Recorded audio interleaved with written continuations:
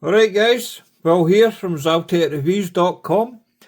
Today I'm taking another look at a watch from Hitori Watch Company.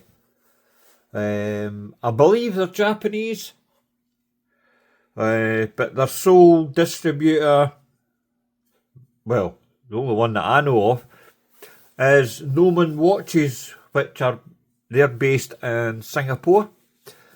I've reviewed pretty much everything from Hitori Watch Company, thanks to Nomon Watches. Before I get into this video is sponsored by Nomon Watches. They sent me this new GMT, and I believe I don't have to return it. So, thank you.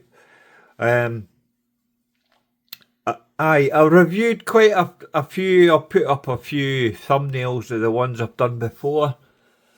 And I love them.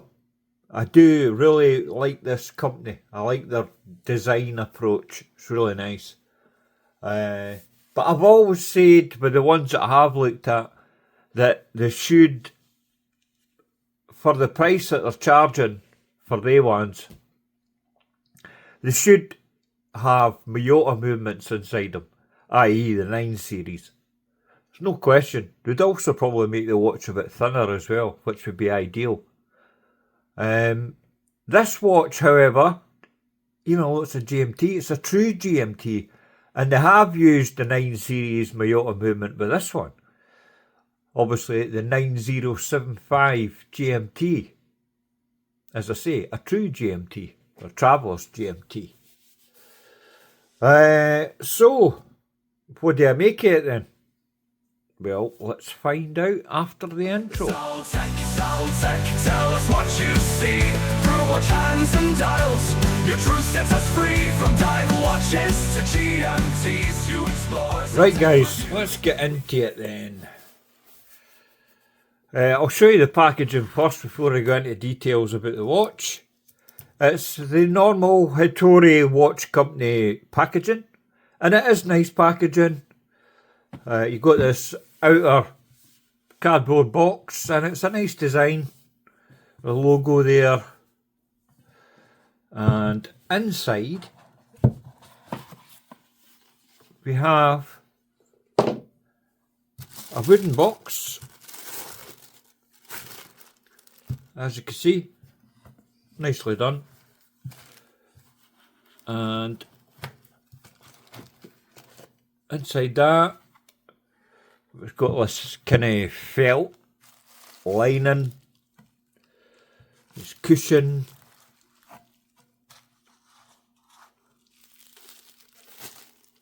It's all good. It is branded on this part. I don't know if you can see that in this light. But other than that, oh shit, let's get this out of the way. Right, this one is it's called the Hitori Meguro GMT. This particular colourway is they call it the Aki Koyo. Don't know if I pronounced that right, but that's what we're going with. And it's like a kind of reddy brown dial colourway. Two-tone bezel. They've got that kind of reddy brown on the sapphire insert. It is a sapphire insert, by the way. And it's white at the bottom. There is one other colourway, which is the white one, which is the one that I really hoped that they were going to send me. But unfortunately, I was a bit late to the party and the white one sold out. So, gutted, because it looks stunning. Put a picture up to let you see it. If you've actually got one of these, by the way, the white one, and you're watching this review, contact me, because I might buy it off you. Right, price of these, $760 US, which is pretty much in the same ballpark as the other 9075 GMTs that I've looked at in the past from different micro brands like Traska, Nodus, Henry Archer. They're the ones that come to mind straight away. And we've got this one. So, where am I? Right, specs. Let's make a wee bit of room here. My own measurements as per usual. Right, case diameter, 39.2mm. The watch has a total thickness of 11.8mm, including the sapphire crystal. Lug to lug, 46.9. And the watch has a 20mm lug width. The total weight, the bracelet's unsized by the way, so all the links, it's 162 grams. So if I was to size this up for my 6 3/4 inch wrist, it's probably in the region of about 100, somewhere between 140 and maybe 144, 45 grams or thereabouts. So pretty much in the sweet spot, like for a sporty, well, it is essentially a sports GMT. The movement inside it, obviously, as I mentioned, Toyota 9075 True GMT, automatic, 4Hz, 28,800 vibrations an hour, 24 joules, hackable, self-winding with a 42-hour power reserve. The case itself is obviously brushed and polished 316L stainless steel. I'll show you quickly. You can see the polished chamfered edges along the top there. No chamfer along the bottom, which is a bit of a shame. That's what I would have done. But I'm not the designer, I'm the reviewer. So, but anyway, it's nice finishing, really nice brushing there. The polishing's lovely as per normal with all Hitori Watch Company watches that I've seen. Right, I'll put it back before you all complain. Right, that's that. The bezel's bi-directional, but it's 120 click and it's a two-tone sapphire insert. It is loomed as well, the bezel, the Arabics and the markers, blah blah blah, all good. I'll show you a loom shot later on. Right, the dial is textured. I'll try and give you a close-up shot of this to show. And it is textured on both colourways, I believe. But I've only got this one here. So, but aye, it's lovely. A really, really nice texture on that. Try to see if I can give you a better angle.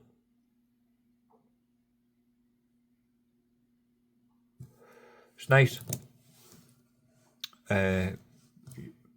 What else? On the markers, the hour markers and the logo are applied. You got a frame date at 3, printed minute track, basic specs there at, no basic specs, the model number, Meguro, automatic, and you have Japan 9075 at either side of the hour marker at 6. Personally, I wouldn't have bothered with that, like the text. I mean, I don't need to know that. Just blimmin' Meguro, whatever. Aye, but it is nice. Try to show you a bit better. It's also that sloped. It's no like chapter ring, but it's like the hour 24-hour markers, Arabics all the way around. It's lovely. Right, what's next? Oh, the loom. The loom BGW9, as you'd expect. And it is nicely applied. It is a bit stronger on the bottom half of the bezel insert, just because it's white and it's sapphire. Excuse me, I just had my breakfast. Aye, that's the only thing, but then it's a GMT, you can, you know, day, night, light, dark. That's the way it's done. And I've seen that on other GMTs. It's no issue. The bracelets, brushed and polished, 316L stainless steel. Solid links throughout. Screw pins for sizing. And it does have a mill clasp. However, it is a mill clasp, but it doesn't have on-the-fly adjustment. And to be honest, in this day and age, that's what's lacking. All the other models that I mentioned earlier, Trasker, Henry Archer, Nodus, they all have on-the-fly adjustment clasps. The actual bracelet itself is nice. As you can see there, brushed on top, polished sides, and you have like polished chamfers, well, polished highlights in the mid-link, but just at either side. The centre is brushed, and tolerances are good, no wiggle there. Nice finishing.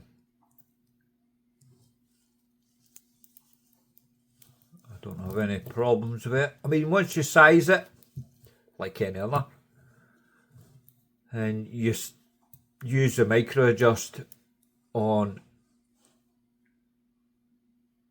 the clasp, you've got 4 levels of micro adjust, so there is plenty of micro adjust. Don't have any problem with it. Size it up, shove it on your wrist.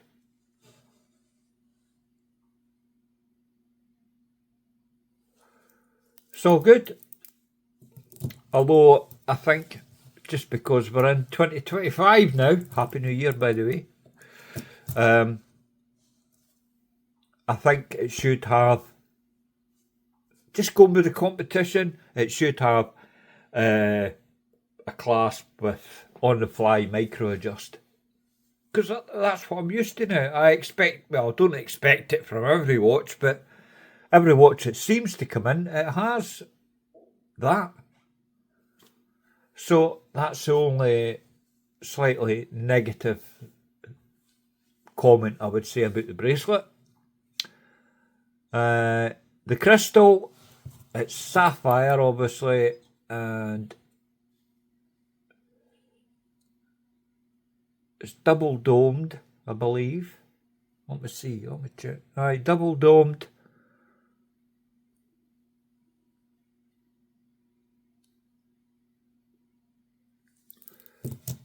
Lovely. Getting distracted there. And it does have AR coating. Does a perfect job. Don't have any issues with it whatsoever. The water resistance is 150 metres, which is good, which is a bit more than the competition. If water resistance is important to you, I think 100 metres is fine. Alright, the case back. Case back exhibition display. Nice finishing on the movement as well, that custom rotor, that is pretty gorgeous to be honest with you. And there is like Geneva striping or whatever the Japanese equivalent is. There is a bit more finishing on this than some of the competition. So that's good. Basic specs around the edge. Unique serial number on there as well. If you have any warranty issues, that's how it's done, through your serial number. But Noman watches are the only place you can buy them. So if you did have any issues with it, you don't need like a warranty card and whatever. It's really really nicely done. Quick release pins on the bracelet as well, forgot to mention that. It's all good, it's all very nice. The crown, 6mm, signed with the Hitori logo. It's a bit, I wouldn't call it sharp, but see it just at the edge there, at the edge of the crown. I can feel my glove kind of catching on it. It's no like buttery smooth or anything, but that's minor niggle. Where to buy? Obviously Noman Watches. It's the only place that you can get these. Noman Watches are really good, by the way. They stock loads of brands. And I've never had any issues. I have a good working relationship with Noman Watches as well. Customer service is great. Right, last but not least, the warranty. Disappointing, it's only got 1 year. Every single other watch, competition wise, has at least 2 years. Most have 3. So, negatives on, I mean, it's a beautiful watch, there's no question. And I still wish they sent me the white one. Yes, I'm banging on about that. But it's because I'm a white dial slut. I love white dial watches. But the negatives on it, the clasp should be upgraded. The warranty should be at least 2 years on this. What else did I say? There was something else, wasn't there? The crown. Aye, the crown. Wee bit of sharp. No sharp, you're not going to cut yourself on it, but I just felt my glove, even when you touch it with your bare hands, you can feel it. It's not buttery smooth, is what I'm getting at. But it is a lovely watch. And it is fairly priced. But then I would suggest that you check out the competition that I've mentioned, because you might be able to get a different one of the others for slightly cheaper. It's totally up to you, and I mean, if you love this design like I do, then I highly recommend it, no question. And that's basically it, guys. That's my full review. Just a couple of niggles that it could do with being ironed out. Other than that, it's beautiful. And even the niggles that I mentioned, when you've got it on wrist, you're not even going to notice. I'm just highlighting them, just so you know. Right, guys, thanks very much for watching. And as always, I'll see you in the next video. Toodles.